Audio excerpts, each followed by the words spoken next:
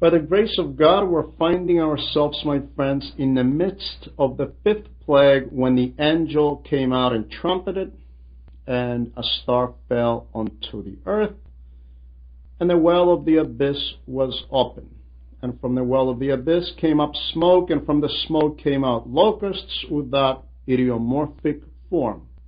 We already explained a great deal about these things, and we further elaborated on the specific point where it says only those who have rebelled against God will be harmed. We used another prophecy to provide an image of that harmful event, a prophecy of Moses found in Deuteronomy. In that specific prophecy, God says, if you do not obey the commandments of the Lord, then you will be struck with insanity, madness, and blindness, and confusion of heart, and numerous other states and ills, as we read in Deuteronomy 28:28. However, a very interesting and noteworthy point provided in this sacred text is this: all these evils will not befall on the people who have the seal of God, but on those who do not have the seal of God on their foreheads. All those people who do not have the seal of God on their forehead, which is the seal of the Holy Cross. Are you aware of the steady de-Christianization occurring steadily in our contemporary world? This constant de-Christianization happens on a global level, not excluding our country. This is very evident. Anyone can see this, and the damage is such that people will no longer be baptized. They will not have the Holy Cross as their seal. They will not believe in the power of the cross. Likewise, even those who have been baptized, if they have denied the power of the precious cross in their lives, they cannot claim that they have this seal, regardless of their baptism. Only those who will have the seal of the precious cross, they will escape all these evils. And the question may arise, how is this selection going to take place so the people of God will not be harmed through this? I will remind you something that our Lord said in the 21st chapter of Luke, verse 36. Therefore stay awake. Watch therefore and pray always that you may be counted worthy to escape all these things that will come to pass and to stand before the Son of Man. These words of the Lord are very revealing, and they come to give the answer to this precise point of this question.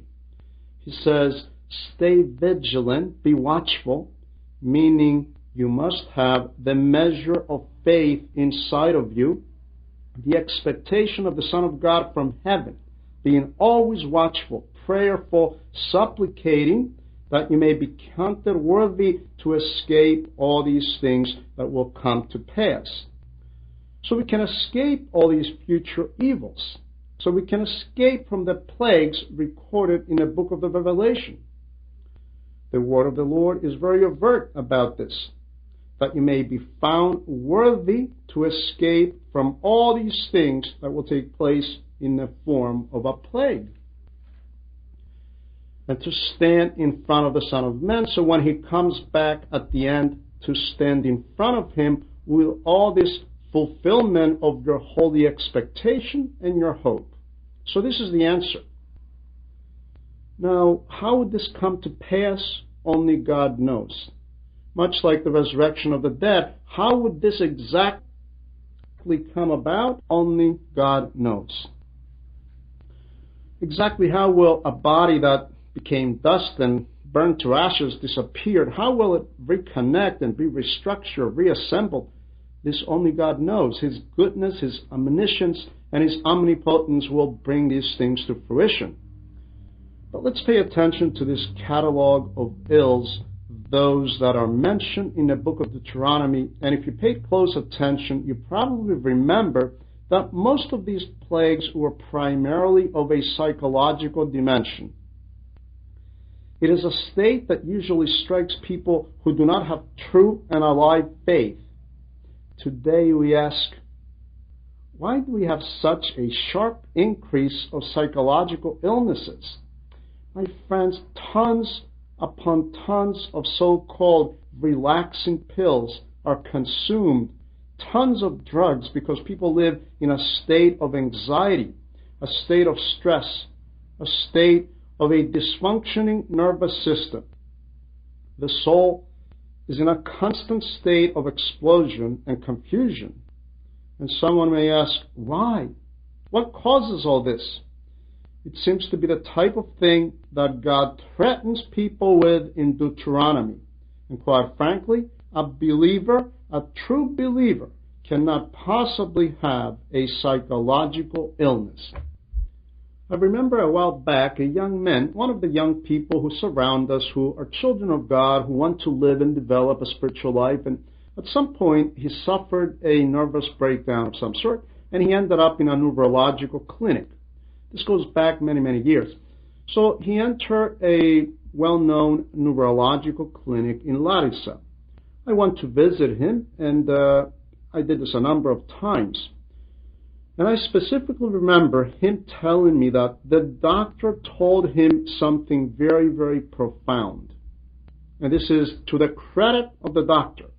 When the doctor saw him reading the Holy Scriptures, reading some religious literature, magazines, the doctor told him, if you were a true Christian, you would never need to come to this place. This is true. Truer than true. Yes, a true Christian. And a true Christian is not someone who simply goes to church, confesses, or takes Holy Communion.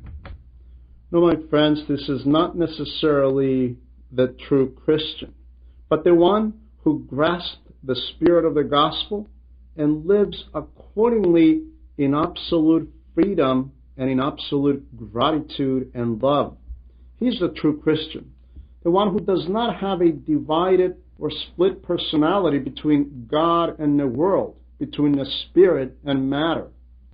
The man who truly grasped the meaning and the spirit of the gospel, and this man is not in danger of developing psychological illnesses. When he believes not only in God, but in the providence of God, an element that is lacking in 9 out of our 10 Christians today. The Lord said, do not be anxious about what you will eat or drink. Can you find me some Christians who are not anxious about tomorrow? So I can answer you if our Christians can really succumb to these psychological illnesses. When we are constantly stressed out and anxious about what we will eat tomorrow, how we will build, how we will build our dream home, how we will manage to raise our children, how we will manage this or that, then of course we do not put our trust and our hope and our daily care in God. By this, we don't mean that we will cross our hands and do nothing. Now, the excuse that may be used here is that our time is such that everyone is running, hurrying, running, and you know, Father, someone may say, you know, if I don't run, I will be left behind. What then? Then what will take place is something that happened in the soccer field of Karaiskakis. You know, a great stampede will take place where people from the back of the bleachers stepped all over those in front of them to try to get out. If I don't run, people will outflank me. They will step all over me.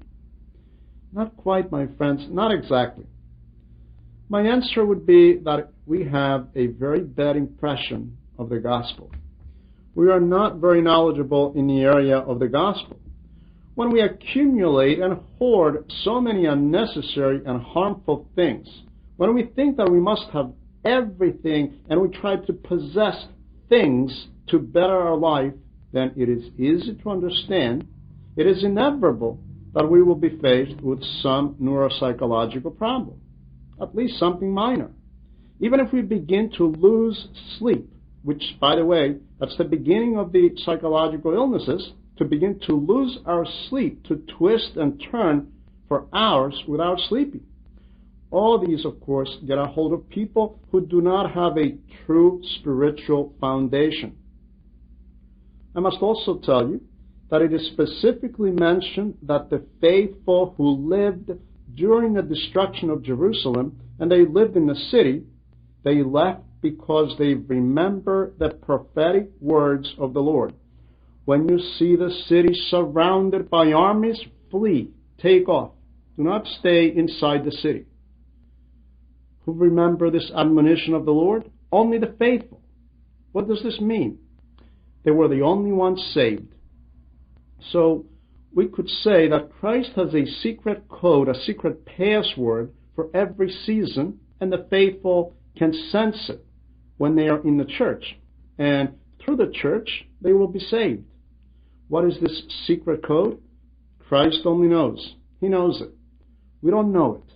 God always reveals it at each different season. But even if you tell me, what if an atomic or a nuclear bomb is used, wouldn't the faithful be killed? My friends, if the faithful are killed, for them the kingdom of God becomes wide open. So there is no great harm to the faithful. However, when the unbeliever is visited by death, what happens next? The opening of Hades, or hell. For this reason, if death comes upon the faithful, there is no great loss. The loss is minimal, if it can be considered a loss. But having said all this, we are now approaching the end of this chapter, having analyzed this plague, at least in its real or physical aspect, about what these locusts could be. However, this fifth plague of the fifth trumpet call could also be viewed spiritually or allegorically. St. Andrew of Caesarea says, I believe that we must also consider these peculiar locusts being the warfare of the malicious demons always prepared to do battle against us. Many interpreters of the past and of the present envision as beastly locusts all the heresies and their consequences. For example, the fall of the Pope, the Bishop of Rome, had terrible consequences. I'm being totally objective here. I'm not speaking from passion.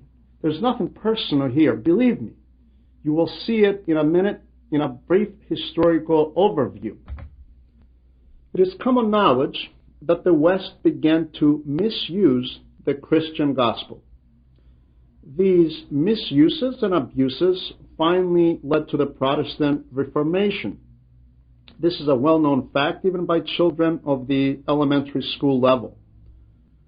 Protestantism would not have been created if Luther, the priest of the Roman Church, did not see these truly unspeakable abuses.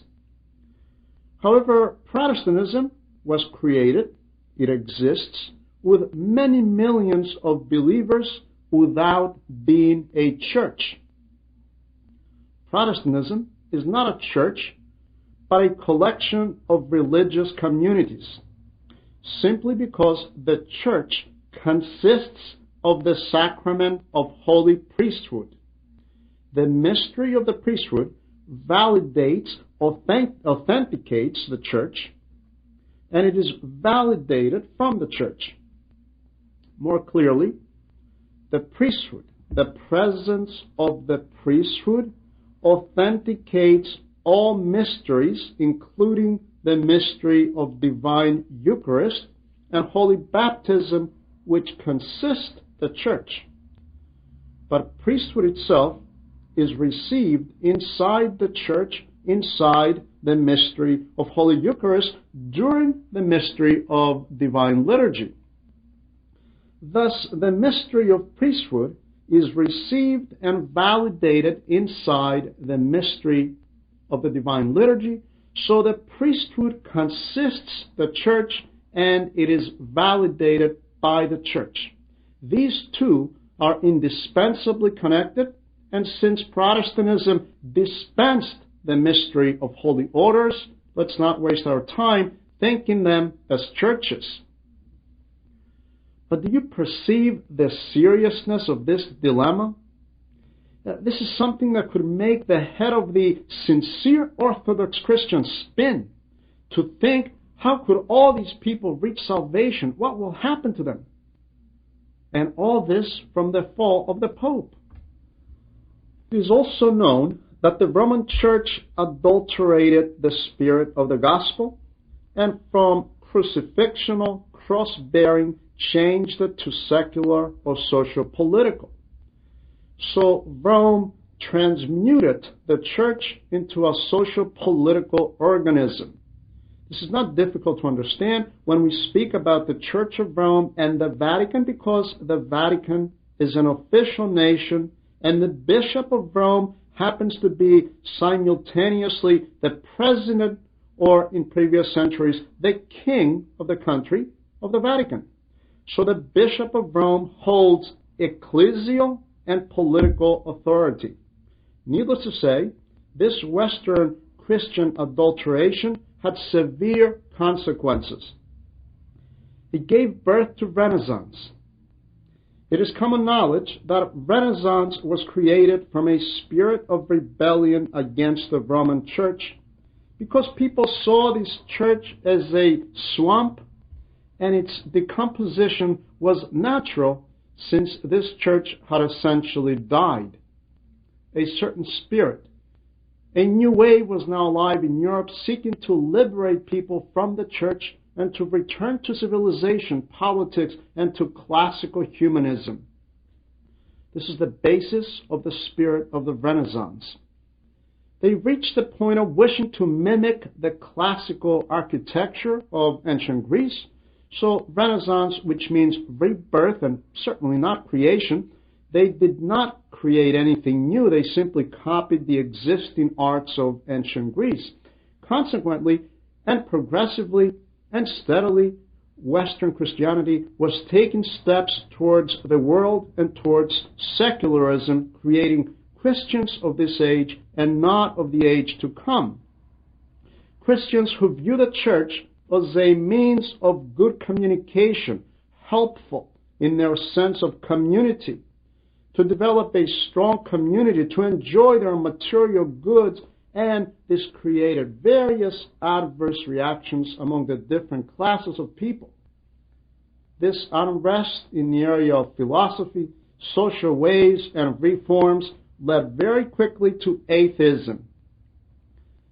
Atheism, my friends, was born in the West. Heresies existed in the East, but they never gave birth to atheism. The phenomenon of atheism never appeared in the 2,000-year history of Eastern Orthodoxy. This is a product of the West. Now, if you pose the argument that atheistic communism developed in the area of Russia, well, this is not by mere coincidence. I must tell you that unfortunately, what preceded this phenomenon was a religious renaissance modeled after and influenced by the Roman Church. So atheism was the result of Renaissance even in Russia. So atheism now, in due time, generated the atheistic socialist systems, with the end result being the full verification of the words of St. James, the brother of God. He writes in his epistle, chapter 4, verses 1 or 2, "Where do wars and fights come from among you? Do they not come from your desires for pleasure that war in your members?" In other words, the seeking of pleasure in what you will eat, what we will drink, how to enjoy our senses, pleasure in what we hear, pleasure in what we see. And St. James continues, "You lust and do not have. You murder and covet and cannot obtain. You fight and war. Yet you do not have because you do not ask."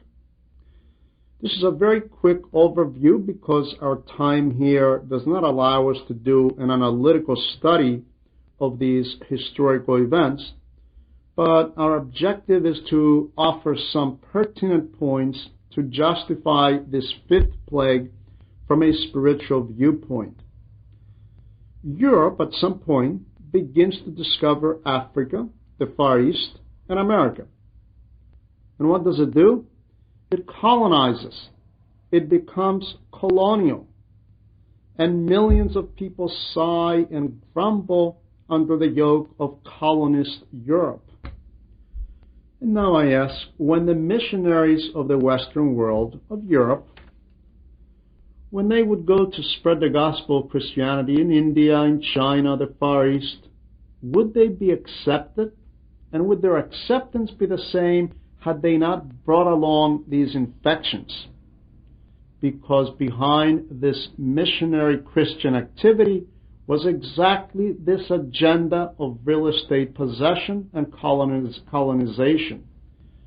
This is precisely why all these adverse reactions were created, and finally atheism being the end result of a cosmopolitan, secularized Christianity, a Christianity used more so as a bait, as an outside cover for the hook of selfish material interests and hedonistic pursuits. All this simply because Europe desired to live lavishly and materialistically.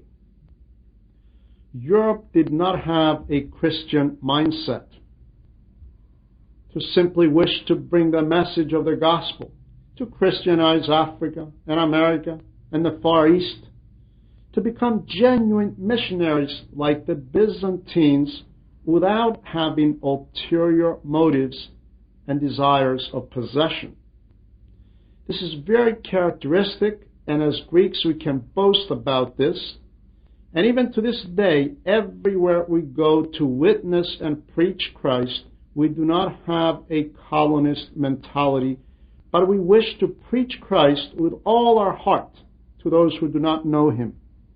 However, this was not the case with Western Christianity. A more recent interpreter states in one of his books, while interpreting the Revelation, the following: the French Revolution took place in 1789. Now, what is the French Revolution? Of course, it is a number of things, and to this day, many references and many different writers offer various interpretations. But essentially, my friends, it is nothing more than a new agenda, a new initiative towards organized materialistic and atheistic socialist systems.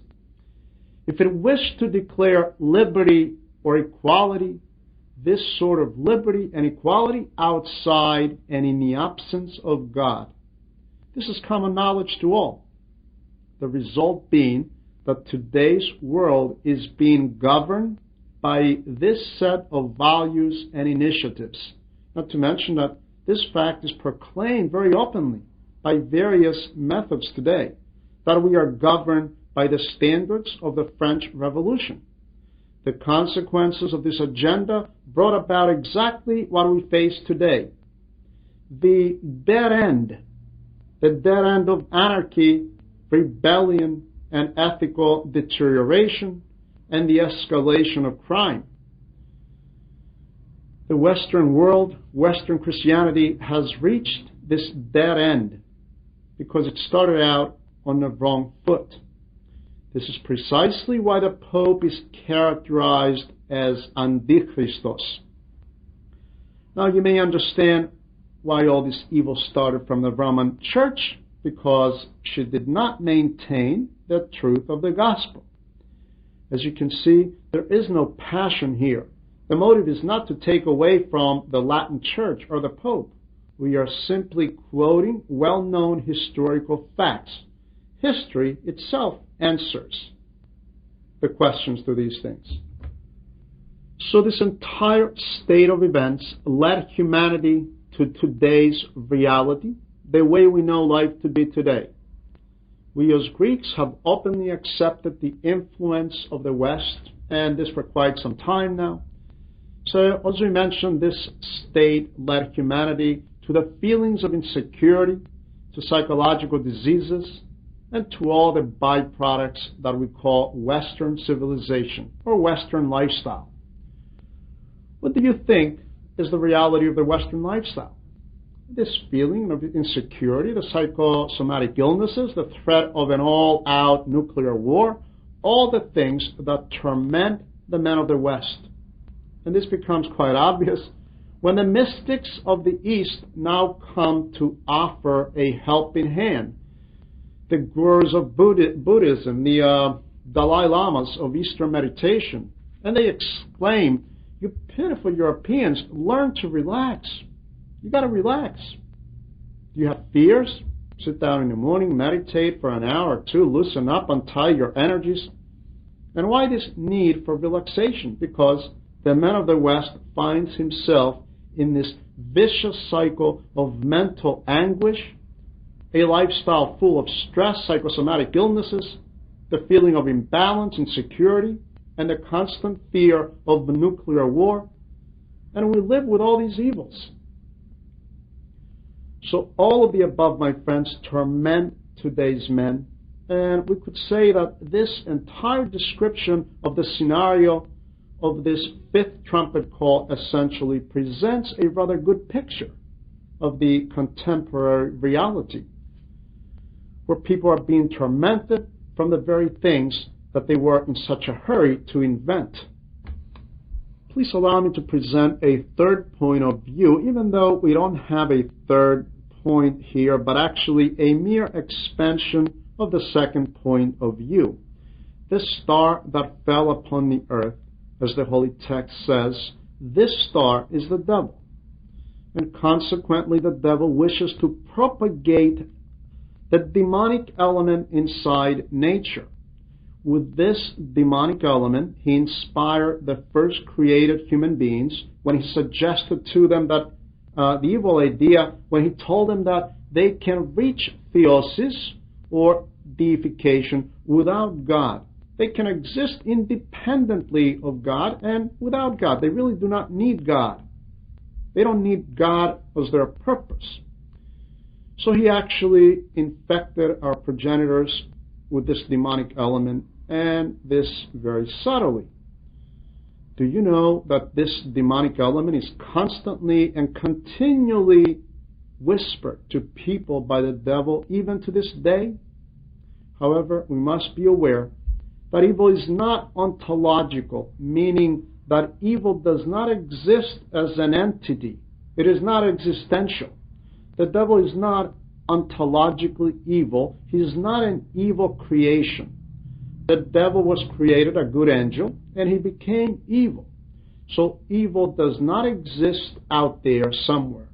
Evil is not a universal principle in the philosophical sense. Evil is not a universal principle regardless of what some dualist philosophical systems may believe. Saint Diadochos of Photiki writes, "Evil does not exist in nature, nor is someone evil by his nature, because God did not create anything evil." What does this mean? That evil exists in the disposition, in the free choice of logical beings. From the moment that I choose to do something evil, then evil takes substance. So it exists in the free will of man, in his disposition and in his actions. So evil exists only because I want it to exist. I wish to do it. So evil does not exist independently as an essence, and this is extremely important. Watch. This is why God places the test of will to the first created Adam and Eve with the two trees of life and of the tree of knowledge, of good and evil. This test will reappear again later to the Hebrews in the desert. I read from Deuteronomy chapter 30 in verses 15 through 19, and God says, "Behold, I gave before you today life and death, good and evil, the blessing and the curse. Choose life so you and your seed can live." So I have placed these choices in front of you. It is up to you to choose life. And by doing this, you and your descendants will live a life full of blessings. From this, we can surmise that the demonic element, without God having created it, underline this, it exists in every free and logical being. What is the devil? A good angel who thought of evil all by himself. He created the demonic element. Man can also become a source of evil because he's a logical and free being. Consequently, when God says, before you I place life and death, the blessing or the curse, even though God exhorts us to choose life,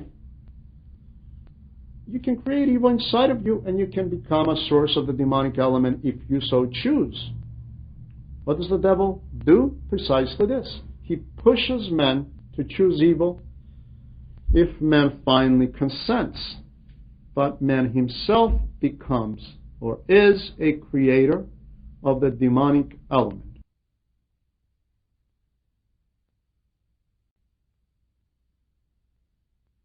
So man himself becomes or is a creator of the demonic element.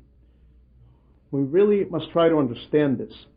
So when Lucifer fell upon the earth from illumination, when he lost his illumination, as our church tells us, he created presuppositions of evil upon the earth. So man left the well of his emotions and his senses open and unguarded. We said the well because we are using the picture of the fifth plague about the well of the abyss or the bottomless pit, as some of the translations say. But don't forget that we're still interpreting the image of the fifth plague. So the ruling part of the soul, the nous of man, became inundated from the fumes of evil, and it was darkened. Where is the sun? So the sun and the air were darkened because of the smoke of the pit. Not to mention that man left wide open the well of his subconscious, and every destructive element surfaced in the area of his cultural life. Along with the surfacing of the demonic element, we have the rise of rationalism, atheism, which are representations of the demonic element of the human subconscious. Should I simplify all this for you? Let me break these things down for you just to make things a little bit more practical. When every household, every Christian household, my friends, rushes to purchase a television with all its pornographic innuendos, you see, we went and bought the set. They didn't necessarily give it to us for free. We paid money for it. I'm saying this because in the final analysis, when you try to advise someone, listen, try not to watch television. Do not watch television. This becomes inconceivable for today's men. Today's man goes out and pays money. He has a monthly bill to view television. And you try to tell him not to watch TV? It's like saying to someone who goes out and pays top dollar to enter today's state-of-the-art movie theater, he goes in to watch his favorite movie, and now you try to tell him, look, keep your eyes closed, or take a nap while this film is playing. But that's why he paid money to watch this movie. So it is obvious that we left the well of our senses open. Now, what will surface? All kinds of temptations, and all the fumes and the lingering temptations of the five senses. I only mention television. I will bypass all other forms of today's so-called entertainment. I won't even begin to mention the temptations of the dancing nightclubs and discotheques where the ill-famed dances are so torturous to the sense of touch. All these things come to darken the mind, darken the ruling nous, darken the sun, as the evangelist says. The smoke came out of the abyss like the smoke of a great furnace and darkened the sun. Of course, we'll also have some sun rays peeking through, and man at some point begins to understand things, but he cannot see very clearly. What can I say about the human subconscious that we left totally open? I'm only giving you some examples here because our time really does not allow for great expansions on these matters. But tell me, when the main dogma today in raising children says, do not scold, do not correct the children because they will develop complexes. The new generation parents are taught by the new pedagogical masters of child psychology to ignore the child's mistakes or sins. But this is deplorable because, as we know, every child, a child of every epoch, is the fallen Adam. The purpose of true discipline is to transform the child from fallen Adam to a man of grace who will know to purify the conscious and the subconscious. So today's contemporary disciplinarians preach, let the child live as he wishes. In other words, let the child exercise his fallen Adamic tendencies. So this child, in order to be free of taboos and complexes, releases from his subconscious all the tendencies of the stored up, antiquated humanity of the descendants of Adam. Now, what happens when this antiquated humanity surfaces?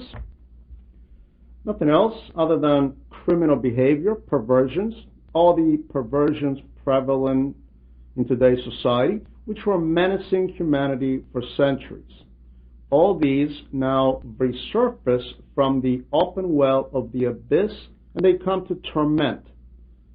Today, when we have the entire lives of societies and cultures revolving around the satisfaction of the senses, and the fumes and vapors of the subconscious depositories of fallen Adamic states, then you can imagine what sort of society this can be.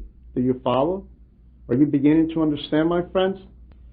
And yet, it's not even necessary to intellectualize here. All you need to do is take a look around today's world, and you can see these things very plainly. Someone can see the bare reality in our contemporary society, not here in Greece only, but this on an international scale. Consequently, doubt, pessimism, nihilism, insecurity, the weight of the created universe come to torment today's men. Do you know the man who has no God inside of him? He's terrified of the universe, the sky. He feels that any moment it will fall on top of him and crush him.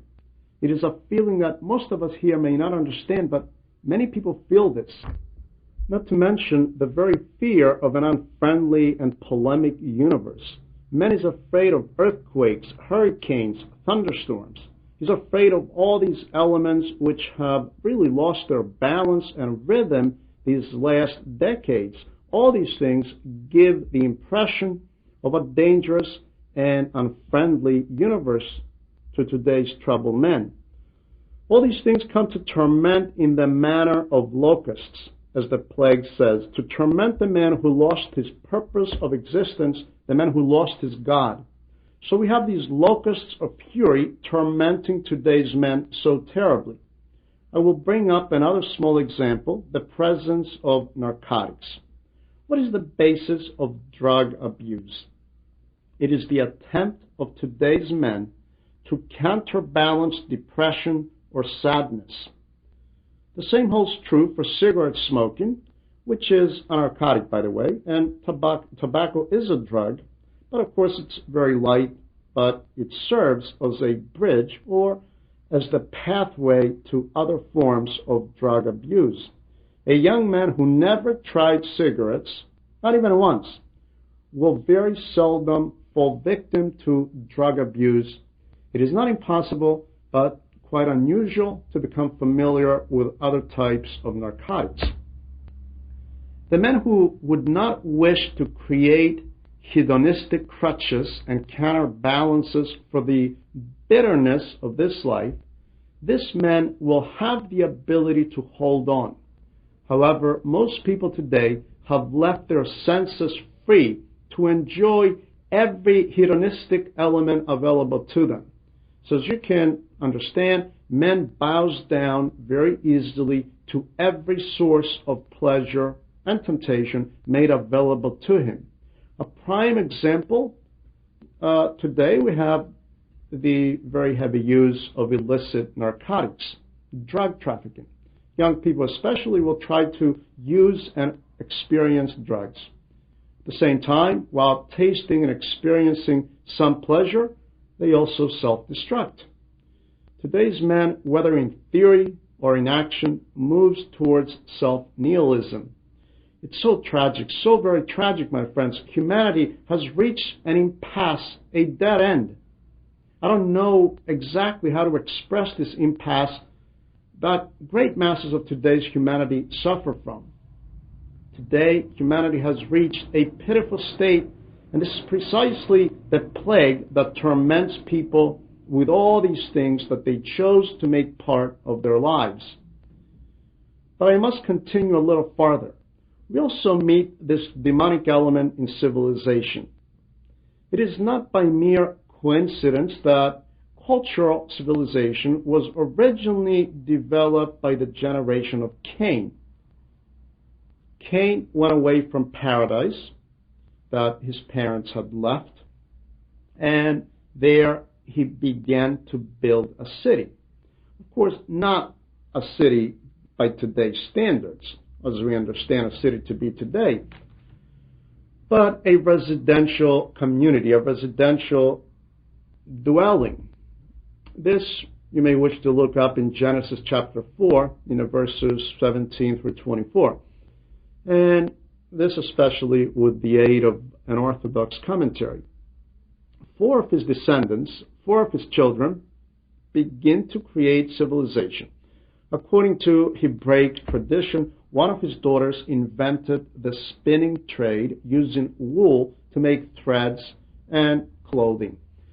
From this, it becomes obvious that the generation of Cain, and this is a very fine detail here, the generation of Cain was primarily preoccupied with the development of civilization.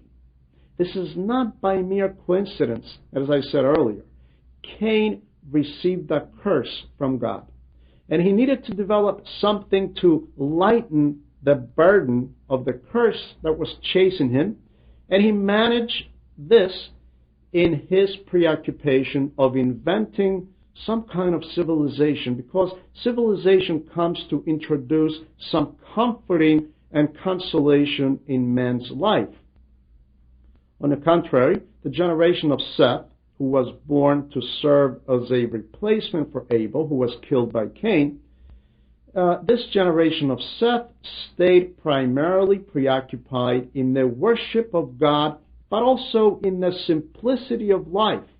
I underline this, to the worship of God and to the simplicity of life. For example, we read in Genesis 4:26 about Enosh, who happens to be a son of Seth.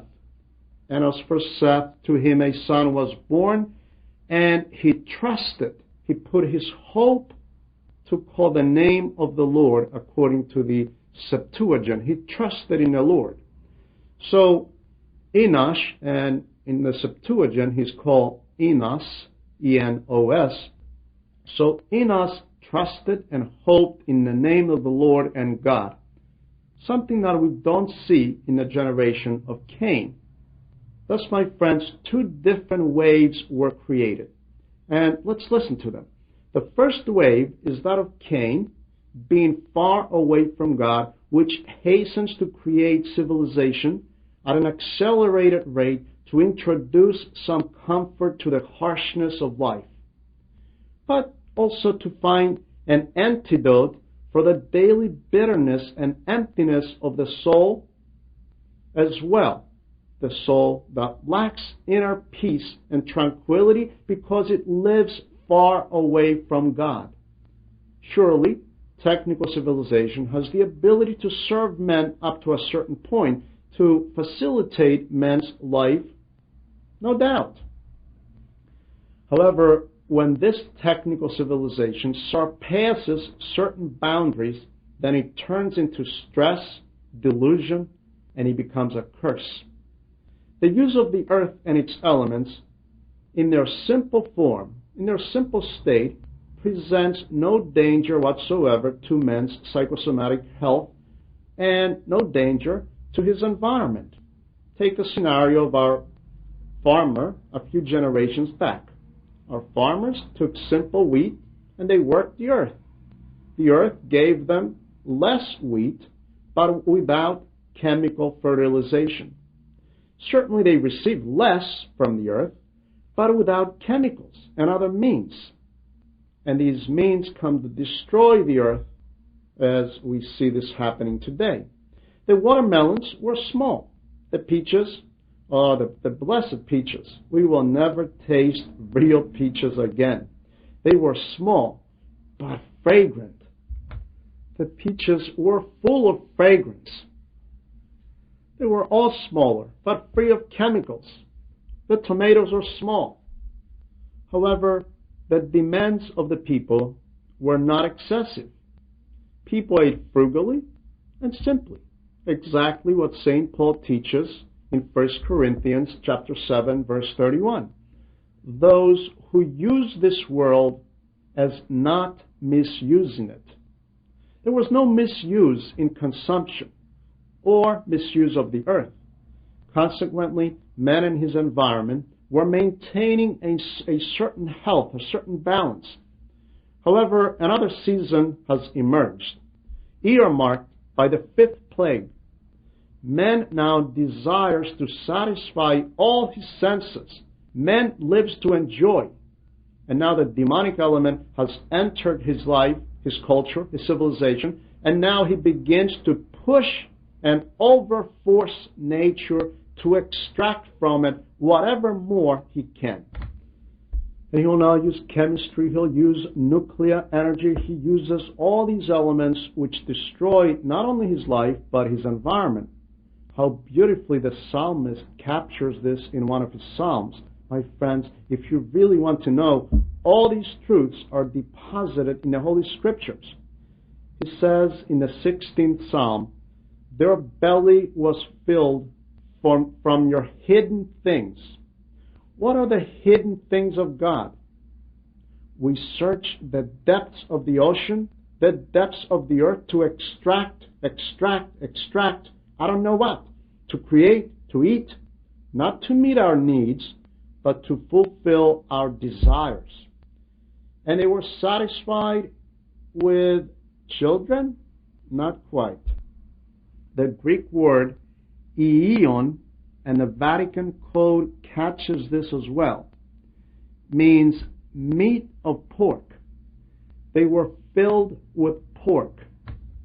The meaning is totally different in the King James. So here, they were not satisfied with children, but they were satisfied with pork, meaning that they did not hesitate to eat even forbidden food. The Hebrews were forbidden to consume pork. So they were filled with forbidden foods, and their leftovers went to their children or their babes. What do we eat today, my friends? Or what do we rather not eat today? What goes inside our foods today? What I just read was from the Septuagint. But the translation of the Hebraic text says, whose children are filled and leave the rest of their possessions for their babes, meaning their grandchildren. Their grandchildren. And this is so characteristic of the consumerism era. So we force nature, we abuse nature, let's pay attention, we place heavy demand upon nature. Heavy demands to give us more and bigger, gigantic fruits and vegetables. But not only in their season, but in all seasons. Cucumbers in the summer, but cucumbers in the winter. Tomatoes in the summer, tomatoes in the winter. Now, how are these tomatoes grown? With hormones, with fertilizers, with injections? That's a different story. Now, if we're slowly poisoned by all this, that's irrelevant to today's merchants. Do you see our gluttony to change the seasons to eat? Why must we eat tomatoes and cucumbers in February? Let's eat lettuce. And why must we have cabbage in the summer? We can save it for the winter, especially since cucumbers and tomatoes will be more appetizing if we only save them for their due season. Do you see, my friends, how we pressure nature? Meats, animals, grown by hormones. Why? Because we became carnivores. We want to eat meat all the time. Now, what if we would eat less? If we would learn to eat less, then we would not need to inject chickens to make them marketable within 20 to 30 days from their incubation period. To have 30-day-old chicken weigh 2 pounds. Unnatural methods, totally unnatural. To produce supersized produce with the aid of chemical and genetic engineering, and I don't know what else. It is worthy of mentioning the continuation of the 17th Psalm by the psalmist, as he says, "The men of the world are those who eat from God's hidden things and fill their belly. As for me," says the psalmist, "as for me, I will see your face in righteousness. I shall be filled when I look upon your glory." This is the camp of Seth. The other camp that eats the hidden things is the side of Cain. This is quite significant. Thus we see here that the man of faith becomes satisfied and filled with the glory of God. He's content to cultivate the earth very simply. He sees God and he is filled. God fills him. So he only takes from nature what is of necessity to him, and he does not abuse and force nature. This is what the Lord said. This is what he meant by man does not live with bread alone. While man says, no, man can live with bread alone. However, from the moment we say man does not live with bread alone, but from the Word of God and with a vision of God, then we have established balance in the powers of nature, and we don't have this torture which characterizes today's civilized men. We could say, my friends, that this is the very idea that the ancient Greeks wished to point out by the myth of Aeolus, the god of winds. The god of winds tied up the strong winds and enclosed them in a sack. And he told Odysseus in the Epic of Odyssey, "You will reach your destination as long as you do not tamper with the secrets of this sackcloth." Well, at some point, Odysseus fell asleep, and his sailors could not hold back their curiosity. They wished to see what was the hidden treasure inside this mysterious sack of god Aeolus. When they opened the sack of Aeolus, then the winds were released, and the boat was nearly destroyed, pushed all the way back to the island of god Aeolus.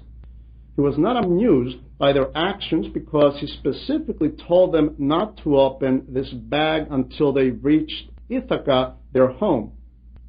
If you will, there's another fable about this trainee magician, and this also happens to be a musical piece, where this new disciple of a master magician, master sorcerer, he began to try some of the magic sentences of his master, who happened to be absent. He opened his master's handbooks, thinking that he could find some easy magical ways to do the chores around the house. All he needed to do was to call upon the secret powers of nature to serve him. So he began to read, and the demons appear, the demonic element, and they tell him, "At your service." And then he proceeded to order them. He wanted to wash and mop the workshop, and he orders, "Bring me water." So they went to the well, and they began to bring buckets of water. Fantastic, he thought. how easy this will be. All the water I want without any effort. Well, the buckets of water kept coming and kept coming, one after the other, without stopping. Now he began to worry. That's enough. This is enough water. You brought enough. Stop. They kept going and going. Water was now all over the place. Bucket after bucket, the water began to rise. He began to panic. The objects began to float in the room inside this workshop.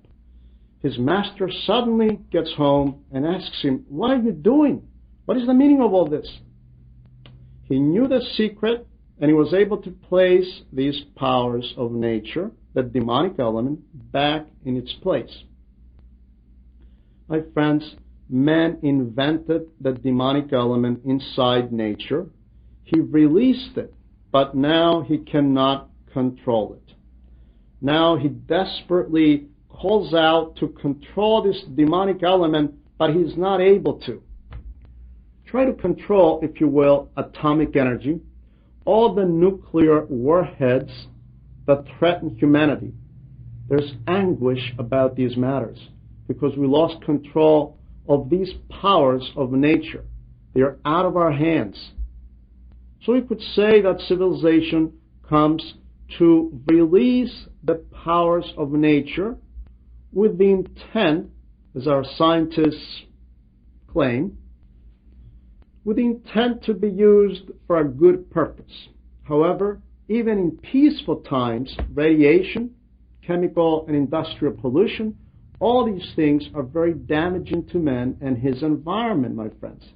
And this is part of the fifth plague, which comes upon mankind with the trumpet call of the angel, which especially began to be fulfilled in our 20th century. And this plague finishes with this final statement: one woe is past. Behold, still two more woes are coming after these things. The next woe especially is a fierce battle, a terrible war, and we'll talk about this specific war next time, God willing. A terrible war that takes place in the area of today's Iraq and Iran. However, the term one woe is past serves as the closing of the fifth plague, but it also comes to serve as a forewarning of the coming of the two more terrible plagues. The first woe that we referred to was the plague to guide us to repentance. If we don't repent, and we said this before, two more woes are coming. But will we repent, my friends? Amen.